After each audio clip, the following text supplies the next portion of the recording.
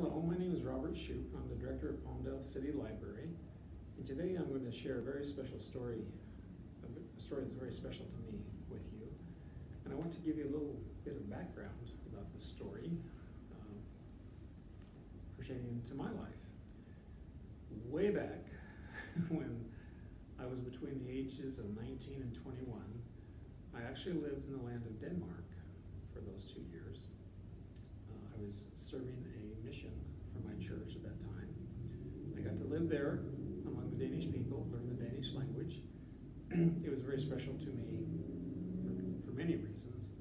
One of them is that my mother's side is all Danish, coming from Denmark, from my family history, my ancestry.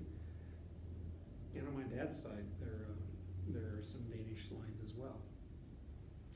So that was very special to be in Denmark at that time. While I was there, I heard this wonderful story that was told to me by more than one Dane as part of their heritage there in Denmark. And I was so thrilled that I have a sister, actually I have two sisters, but one of my sisters found this book where this story is recorded. And the author and illustrator turned it into a picture book. And so I'm very happy to share this story, this legend with you. It was told to me as though it was a true story. I guess officially it's a legend.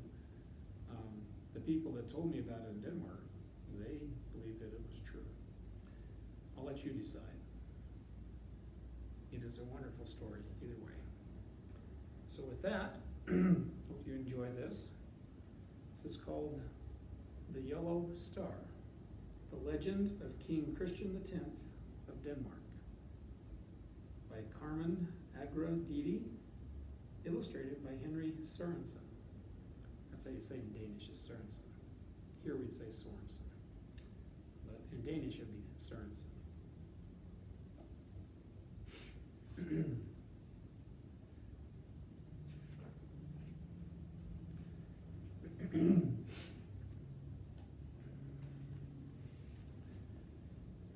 Early in the year 1940, in the country of Denmark, there were only Danes.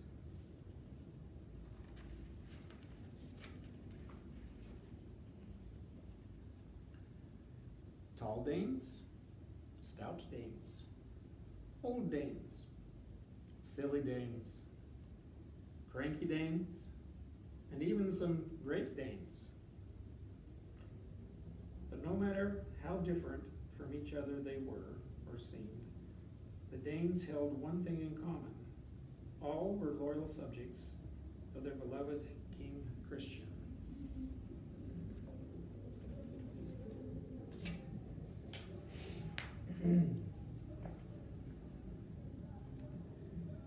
Every morning, their king rode alone and unarmed along the streets of Denmark, Denmark's capital, Copenhagen. See him there, he's riding on a horse. "Who's that?" a curious visitor once asked. "Why, that's our King Christian," his Danish host responded. "Without a bodyguard?" asked the astonished guest. "My friend," came the proud reply, "a king so loved needs no bodyguard. We Danes would all stand together in defense of our king." Little did the Danes know how much they would need their wise king in the dark days to come.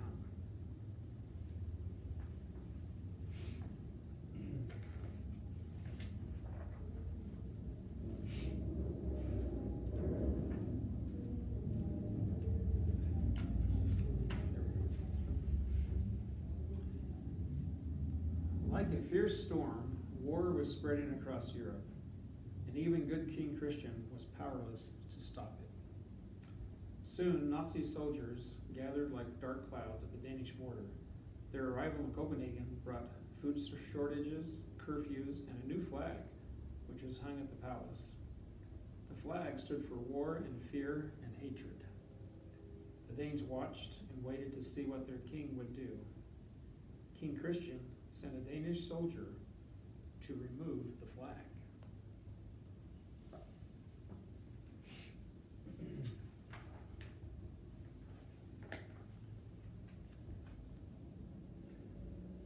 Upon discovering it missing, a Nazi officer demanded to see the king and asked, "Who took down the flag?"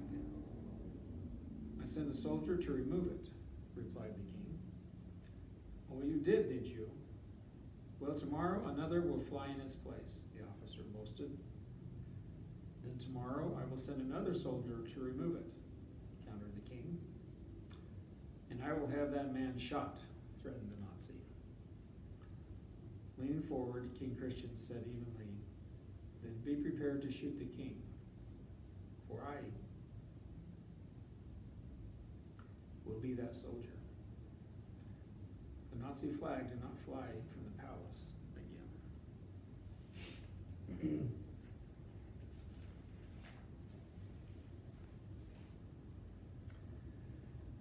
The missing flag became a powerful symbol of resistance, and King Christian's subjects found reasons to pass the palace gates to see where it once hung. Yet it was only a small victory. The king and his people's greatest test was still to come.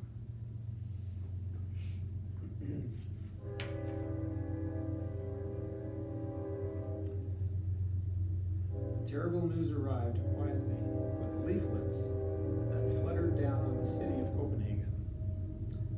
Effective immediately, all Jews must sew onto their clothing a yellow star, which must be visible at all times.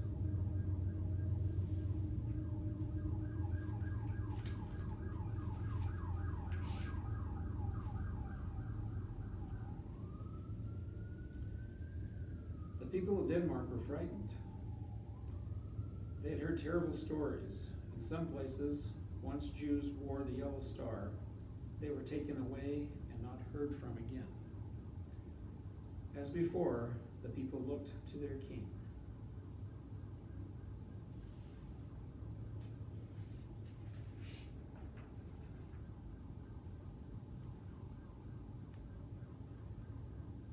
This time, their king was as frightened as his people. Without the yellow star to point them out, the Jews looked like any other Danes. Gentiles, like any other Danes. Gentiles and Jews were all Danish subjects who worshiped God in different ways.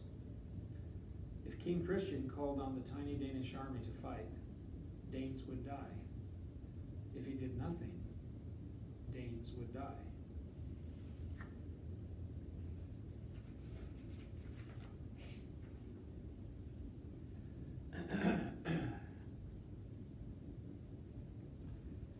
Perhaps it was this riddle of the yellow star that drew King Christian to his balcony that night. The sky was filled with the light of many stars. If you wish to hide a star, wondered the king to himself, where would you place it? His eyes searched the heavens. Of course, he thought. The answer was so simple. You would hide it among its sisters. The king summoned his tailor.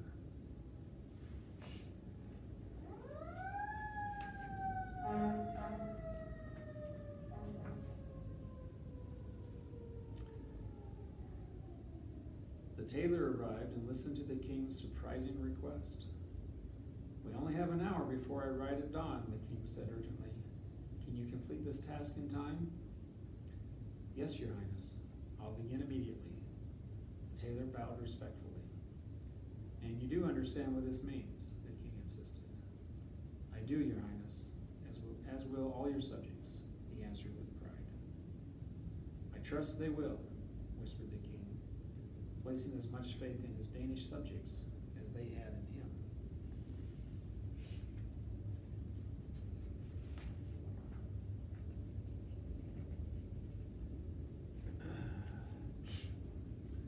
The following morning, the king of Denmark, with courage and defiance, rode alone through Copenhagen. He was dressed in his finest clothing, and as they watched him pass, the subjects of King Christian understood what they should do.